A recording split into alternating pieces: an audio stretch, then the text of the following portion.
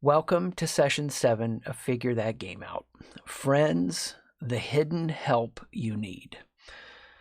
You can see there in the notes that the friend we are will also be the friendships we build. When I reflect on my life and I look back at the opportunities I've had, the things that have worked out, it's been over and over because of the friendships that I've built, sustained, stepped into in a deeper way. In fact, just reflect on your life and the things that you've had come your way as a result of opportunities.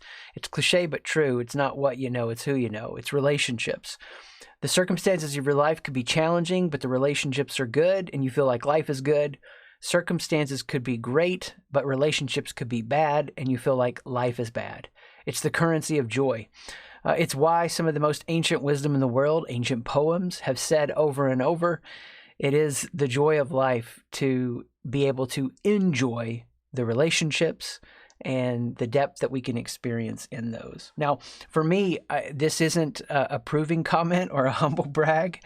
I have lots of great friends. I feel very rich in friendship. I also know that most people, on average, are very lonely.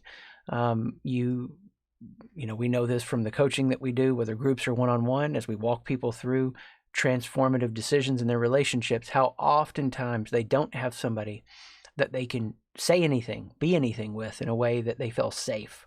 So what we want to do is walk through in this lesson 4 pieces, 4 actions that are going to help you be the friend that long-term sustains, draws in, and builds the kind of friendships that you want. So number 1, I want to be visionary and validating.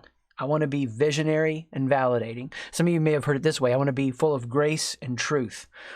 One of the defining moments in my life when I was starting to just rework everything about understanding who I am, everything that Sight Shift was birthed through. This is an OG story. Some of you may know it, 2008.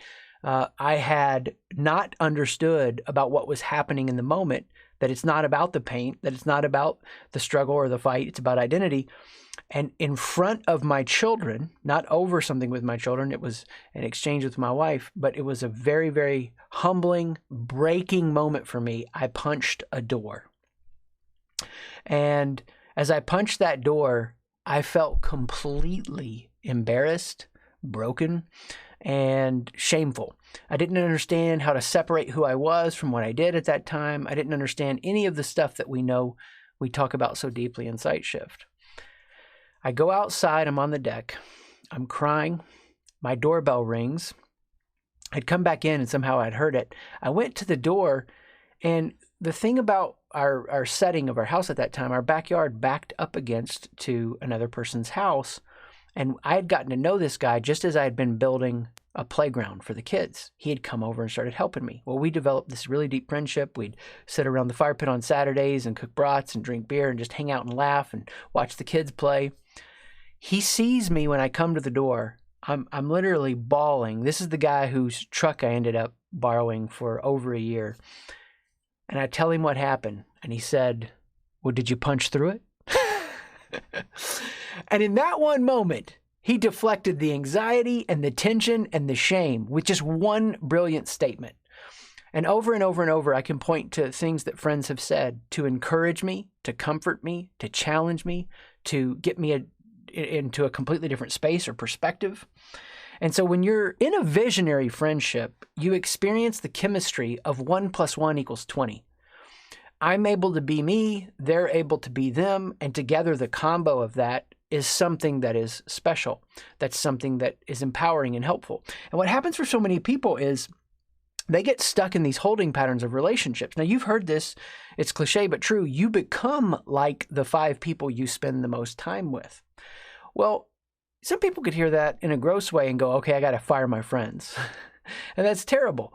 You live a changed life. You live a visionary life. And over time, you will see most of your friendships have that determining factor to them. They are growth oriented like I am. I remember when I was in college, I was 20 years old, junior. My roommate had a real operator's mind. I didn't know how to put it into words at that time, but I just knew I had the ability to have a vision. He had the ability to execute. No kidding, 20 years old, junior in college, doing all the shenanigans that you do at those ages. But I still remember talking to him going, man, when you leave college, do this, work on this, build this skill, and we can go, we had all these visions. We can go do all this stuff together and we'll help each other. Even then I was looking at the trajectory of our lives. And so wherever you find yourself with this, you want to be in the kind of relationships that some ancient terms used like covenant. What I have is yours. I'm pledging myself to you. I'm committed to you. Commitment follows passion. And when I'm committed to a friendship or a relationship, I don't wait for the passion to tell me what to do. The commitment is there and the passion follows. And over time, if that relationship needs to phase out, it more often than not takes care of itself. Sometimes you have to have boundaries. Sometimes you have to establish things. Sometimes you might have to leave an organization and let that team move on without you. I've had that happen before too, where I lose half the favorites in my phone over one decision. It's sad. It's tough. It's not easy. I can still be friends with them, but ultimately I need to let them move on for the health of the organization and the person that's leading them now. Second is the validating piece of this. So I'm visionary and validating. I want to affirm their humanity and their struggle. We all are struggling to be human. We all have insecurities. We all have these things in us, as you guys know with SideShift, of stuff that's happening at the depth of who we are. Here's a way that I think about the validating part. When I'm with people, I try to pay attention to, at a deep level, what we already teach, their identity fears. How are they talking? How are they wording things in a way that I could comfort and encourage and help them become even more than they imagined they could become? That's the definition oftentimes of leadership, taking people somewhere they didn't know they could go. But I want to give you another way to think about it too. I'm also interacting with them and watching for this. What's the least known part about who they are? What's the least celebrated part of who they are? What's the biggest battle they're fighting or facing, if I could say that no one else knows? That maybe is a hidden part of the struggle of what it means to be them. I'm looking for that because I know how powerful it's been in my life when people see that, and I want to see that in them. And so here's the thing. You know already from going through Figure That Shift Out that as you call yourself out, you find freedom. Oh my God, I can say my identity fear out loud and I don't die. It's so amazing. Yes, absolutely. But here's what happens at this level. If I can say out loud, hey, I'm really feeling insecure. I'm trying to convince everybody, keep them bought in. I want them to think my performance is awesome because my identity fear, worth equals performance. And then someone can say to me, true story, a few weeks ago, I had to confess a lie I told to a friend and I was proving. And what he said back to me, and I told him, I said, maybe you don't want to be in this engagement anymore because I've broken trust. And he said, this makes me trust you even more. You think performance is the achievements. I see one of your greatest performance moments ever as you didn't hide from this but told me about it. So I say it out loud, the fear starts to get healed in me, but then I hear his words back to me and it only deepens it. So visionary and validating. Number 2, I want to watch out for the big 3. I want to watch out for the big 3. Any conflict you have in the relationships and friendships that you value all have the opportunity to surface better skills in you. Yes, we know about conflict. At the root of it is identity. Yes, we know we can bring the meta roles for an advanced application, but I'm teaching you something here to watch out for. Like if I need to remind my wife of something and I start to get irritated that I'm reminding her of that, I can pause and go, how can the irritation become fascination? Oh, this is growing out in me a better ability to cast vision. When I'm the kind of person that can cast vision wherever people are, wherever they find themselves, then what I can do in that moment is upgrade my skills. So the second principle here that's so huge is I want to watch out for the big 3. Well, what are the big 3? Underneath that number 2 is, are we moving in a similar direction? Are we moving in a similar direction? This is where I'm looking at the trajectory of where we're headed. I want to see if, from a visionary standpoint, we are matched up. Doesn't mean we're at the same stage of growth, but are we seeking to become who we are? Are we hiding? Are we proving? Are we leaning into those moments? I was in college And I had made a decision for how I was going to structure my rest of my college experience and the major I'd picked. And some of you know this story, some of you may not. It'll take too much narrative, so I'm just going to give you the short of it. And that was that I had, just really said to my friends, this is how I want to use my life. And it was in a public leadership role that would be contributing to the betterment of society, we could say. I had a roommate that told me this: Chris, I have a hard time believing you're going to be able to do what you say with your life when you use your mouth the way you do. Let's just say that I had a lot of fun rapping and making up freestyle raps that may or may not have gone into colorful territories. I don't do as much the colorful territories in the kitchen now with the family when we're fixing dinner, but I may or may not annoy my kids when I break out into it. All that to say, it hit me. And it was a shift moment for me. I remember as a public speaker when I had started out, I was just boring. And then I got too serious and intense. And I asked a friend what he thought about it. And he was like, you basically just screamed and yelled with intensity about something that you wanted us all to care about. And I was like, oh, it was that good, huh? Over and over and over. Are we moving in a similar direction? Next question. Are we connected even if we disagree? Are we connected even if we disagree?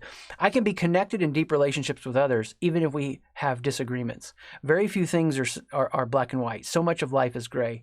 I don't remember what author I read this from, but here's the way I love to frame it, and he gave a spectrum on this. On one end is blind trust. On the other end is mistrust. The middle tension we want to live in is perceptive trust. Perceptive trust. In other words, I want to check things out, but I want to give you the benefit of the doubt in regarding motive. I don't want to judge your motive. I can judge the actions, but let's talk about it. I want to be open about it. Are we connected even if we disagree? How much do we need this right now in society?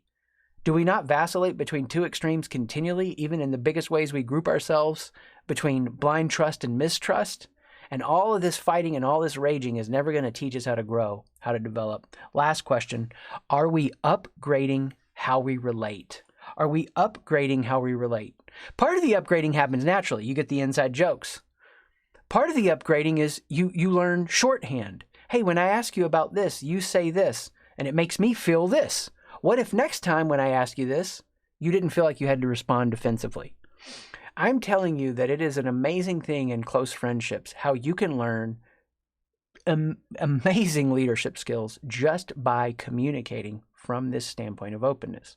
These are the three big things that will make up the culture of healthy friendships for you. The vision of who you're becoming, the non-forced unity that we can be connected even if we disagree, and then what it means to continually to upgrade and improve. Third action, I want to go first at vulnerability. I want to go first at vulnerability. This counteracts one of the greatest inhibitors of deep friendships, which is self-reliance. And if you want to know the quickest way to be vulnerable in a very helpful way, not vulnerability where you're puking on someone else just so you can feel better. You want to be able to say this: I'm embarrassed by this, or I wish this wasn't true about me, but I'm concerned if we're not successful enough as an organization, I'm going to lose you. I'm concerned that if blank is going to happen. That is a template that you can use over and over and over to coach yourself and to guide the friendship into a closer vulnerability. We know at the core of who we are, as we do this deep work of sight shift, that there are things that we wish weren't true about who we are. And as we accept those and lean into those, and then the moment flips, then we expand into that flow. That relationship deepens. We grow more. So I want to be willing to go first at vulnerability. They don't have to match it, but they can. You'll never become the fullness of who you can become as a person without vulnerable relationships that are headed in a similar healthy direction of shared values. Over and over and over again, I've seen it to be true. Somebody can dedicate themselves to be as good as they can be on their own, but if they don't learn the moving in and out of the vulnerability of relationships, they'll always be held back. Statement four. I want to stay synced up. I want to stay synced up with them. SYNCED. And the easiest way that I can do that is I have a template that I use called Winning, Losing, Stuck, Inspired. And I want in my friendships to not, it's fun to just talk about the weather. It's fun to talk about whatever, the little conversations you're having. But I want to know where they're winning, where they're losing, where they're stuck, where they're inspired. And I want them to know that about me. Now, does that mean every time we talk, we have to run through it in a template and it's for? No. Are there times that I connect with people and run through that template regularly and it's aided the deepening of a friendship over years? Yeah. You get the feel of this as you do it more and more. But if I've got a regular calendar meeting where I'm hanging out and catching up with a friend, I'm going to ask those questions. Maybe not, like I said, through that rote 4-part process, but in some way we're coming back around those. If I do walk through it in a way that is structured, I'm not going to apologize for it. It's a beautiful way that we can stay synced up. Change is happening and it's dynamic and it's continual. Now, it's important that I want you to notice that I worded all 4 of these this way. I want, I want, I want. Isn't that weird? We're talking about friendships and I'm using the I word and it's about what I want. Because this goes back to what we said at the beginning. What I want in my friendships and who I am in those friendships shapes the friendships that I have. And what a lot of people aren't doing is they're missing the opportunity through them living these 4 wants to actually train their friends how to be even better friends. We're continually training each other by how we interact. Don't think training in any kind of power dynamic. Think training as we just serve each other. I think of a song that means a ton to me these days. Some of you may know it. I love the Manchester Orchestra remake, but No Hard Feelings. I don't want to have any hard feelings when I die. And I've had friends move in and out of different rhythms of my life, and I've had some stay around for a long time. I've changed, they've changed, we all change. No matter what happens as I live these 4, it helps me stay in a place, even if they move on or I move on, to have no hard feelings when I die. Friends truly are the hidden help we need.